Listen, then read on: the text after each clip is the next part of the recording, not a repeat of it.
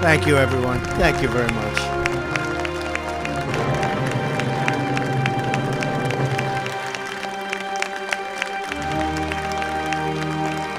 Thank you very much. Thank you. Thank you very much to Vice President Mike Pence. I am very fortunate to have Mike with me. He's a man of very deep faith, I can tell you that. Great character and conviction, and Mike, thank you very much for making this journey with me and with all of us, believe me. It's been great to have you. I also want to thank Pastor Jack Graham, Cardinal Donald Wuerl, and Rabbi Marvin Heyer for leading us so beautifully in prayer. Thank you. Thank you very much. Thank you. Thank you. I also want to mention, as you know, Cardinal Donato and all of the other great faith leaders that we have. I see Franklin Graham. So many are here, so many great friends, so many great supporters, and we very much appreciate it because we're a nation of believers. Faith is deeply embedded into the history of our country, the spirit of our founding, and the soul of our nation. It is a beautiful thing to see these three faith leaders from three very different faith traditions come together to lift up our nation in prayer. And it's great to do it at the White House, isn't it? Isn't that great?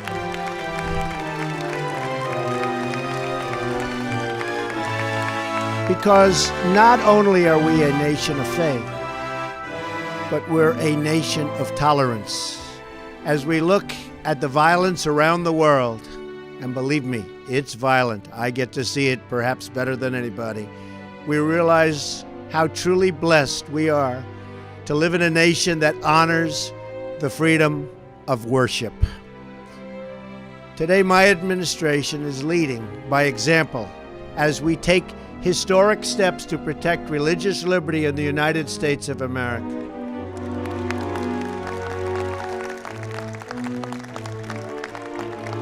We will not allow people of faith to be targeted, bullied, or silenced anymore.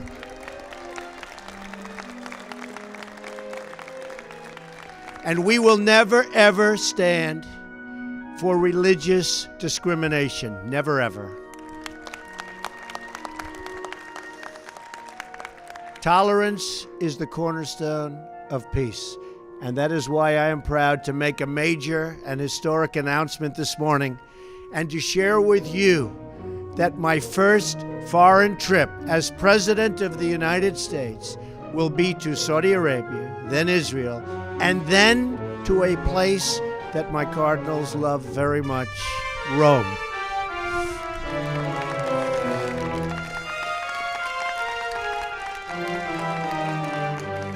These visits will take place ahead of the NATO G7 meetings and will begin with a truly historic gathering in Saudi Arabia with leaders from all across the Muslim world.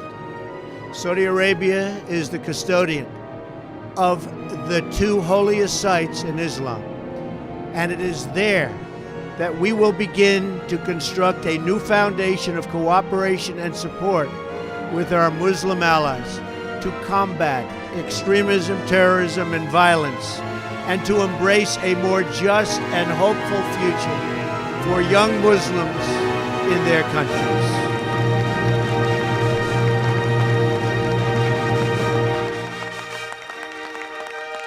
Our task is not to dictate to others how to live, but to build a coalition of friends and partners who share the goal of fighting terrorism and bringing safety, opportunity, and stability to the war-ravaged Middle East.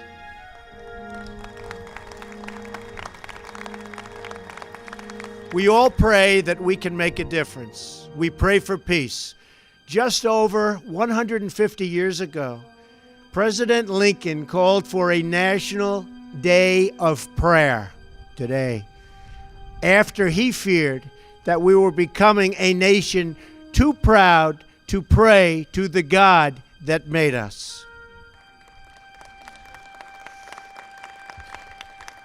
Today we recall President Lincoln's words as we sign a proclamation designating today as National Day of Prayer. That's what we want, a National Day of Prayer. And it's so great to be doing it in the Rose Garden. How beautiful is that? It was looking like you'd never get here, folks, but you got here.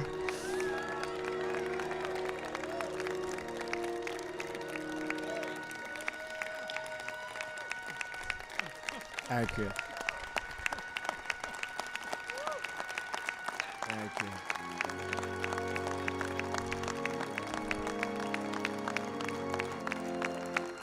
Thank you.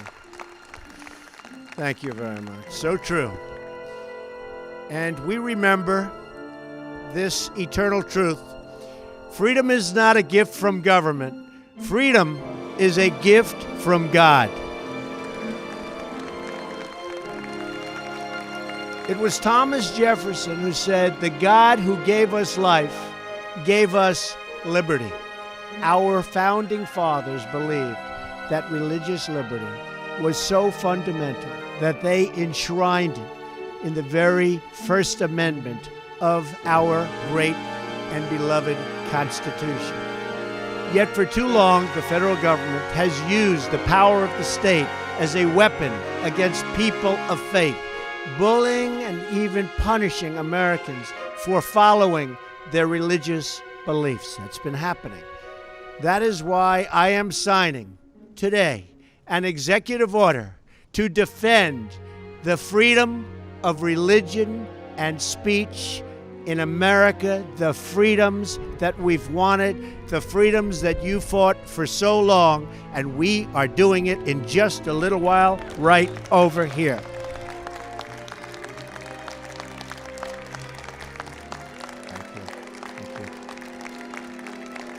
Thank you.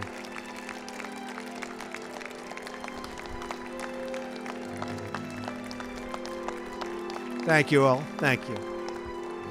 No American should be forced to choose between the dictates of the federal government and the tenets of their faith. As I campaigned across the country, faith leaders explained that they were prevented from speaking their minds because of a 1954 rule known as the Johnson Amendment. I spoke about it a lot.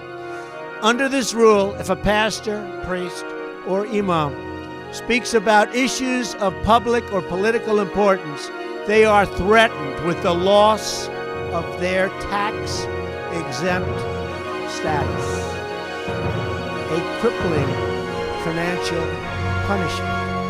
Very, very unfair. But no longer. I promised to take action if I won. If I didn't win, I gave you no promise, that's for sure. If I didn't win, I guess I'd be gone, right? I'd be out enjoying my life, I think. But I wouldn't be helping you with the Johnson Amendment. And to this end, this financial threat against the faith community is over.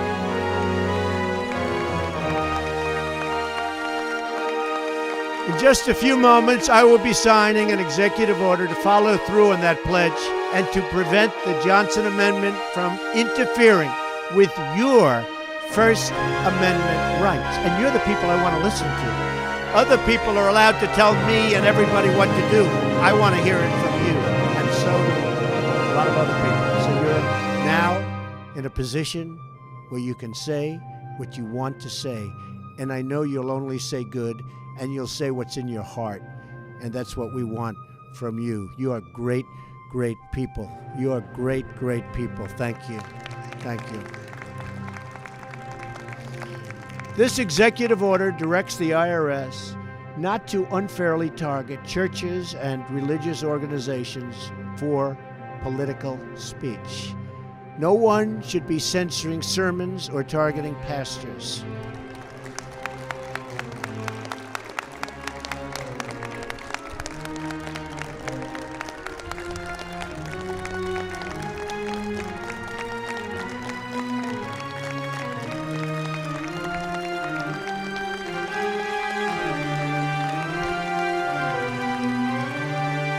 know one thing, it never stopped Dr. Ben Carson. He said, the heck with the Johnson Amendment, right, Ben? I've been with Ben, and he did what he wanted to do.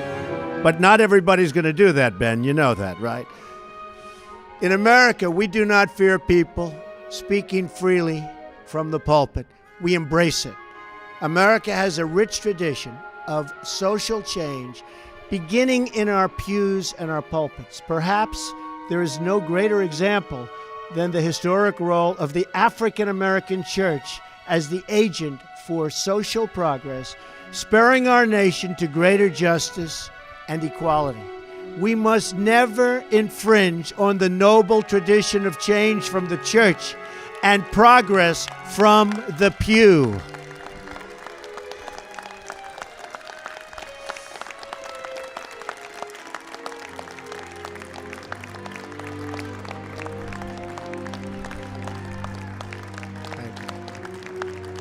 Thank you. Under my administration, free speech does not end at the steps of a cathedral or a synagogue or any other house of worship. We are giving our churches their voices back. We are giving them back in the highest form. With this executive order, we also make clear that the federal government will never, ever penalize any person for their protected religious beliefs.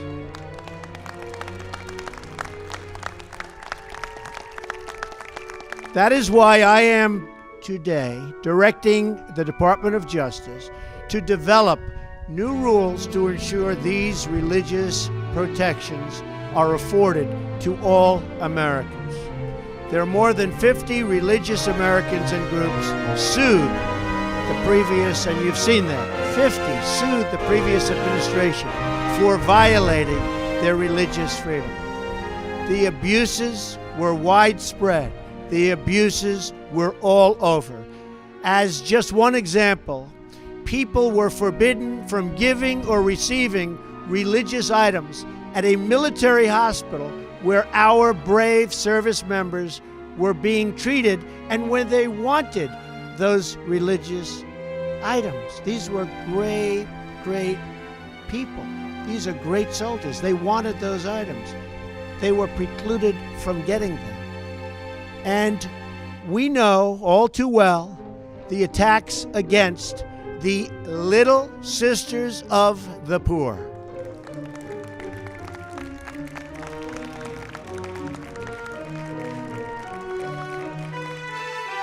Incredible nuns who care for the sick, the elderly, and the forgotten. Where are they, by the way? Where are they? Could you stand, sister? Stand. Come on up here, sister. Come on up. Right? Come on.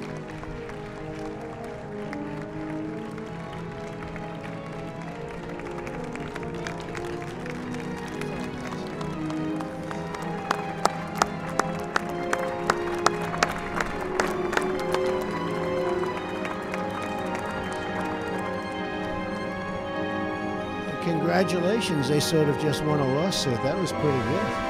That's a good way of doing it, huh?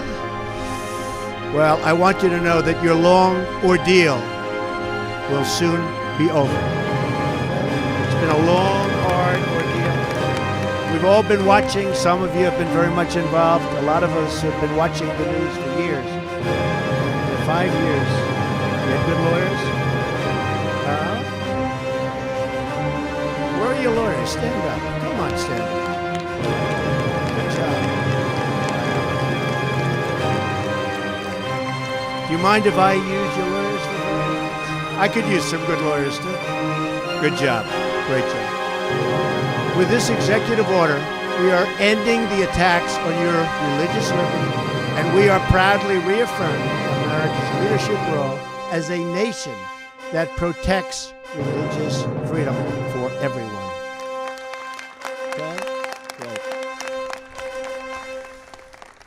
Over 60 years ago, the IRS went after one of the greatest leaders in history, Reverend Martin Luther King Jr. It is a sobering reminder of the need for vigilance. The words of Reverend King and other religious leaders have awakened the conscience of millions and millions of Americans and inspired us to act in the name of peace, justice, freedom, and charity. Every president must work to protect, and we have to do this. We have no choice to do this. We have absolutely no choice to protect these hard-fought gains. They have been hard-fought. They have been fought for so many years, for so many decades, for so many centuries. And this is a very special day, perhaps, for that reason. And that's why we're here today, to defend the rights of all Americans, to honor our great Constitution, and to protect the sacred liberties given to us, not by any earthly power, but by our Creator in heaven.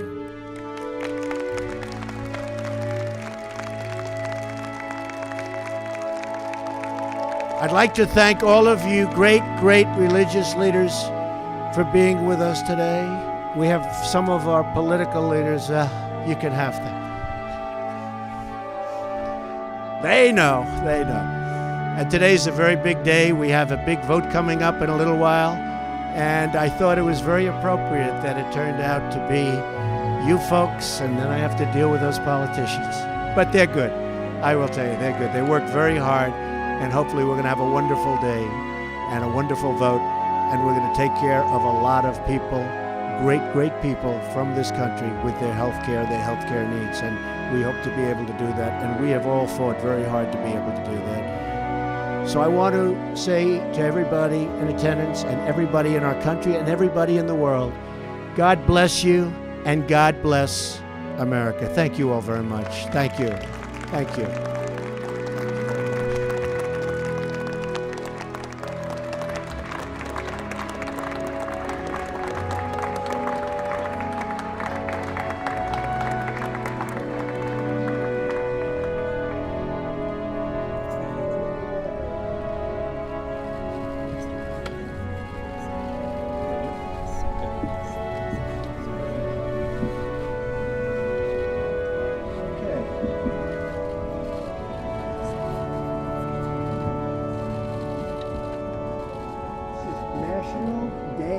Prayer. We like that, don't we?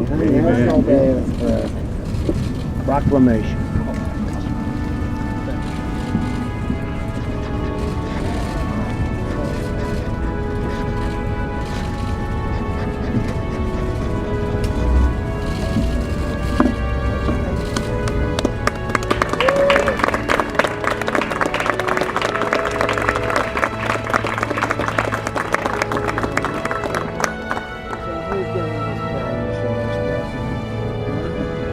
In honor of Dr. Martin Luther King. Is that right?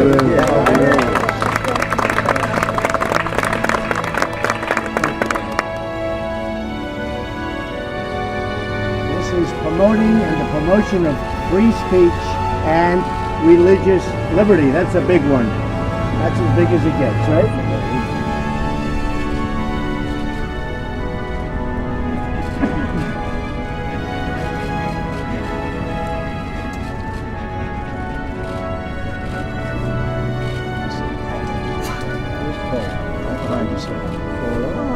She's worked so hard. Absolutely. 2 years she's worked so hard.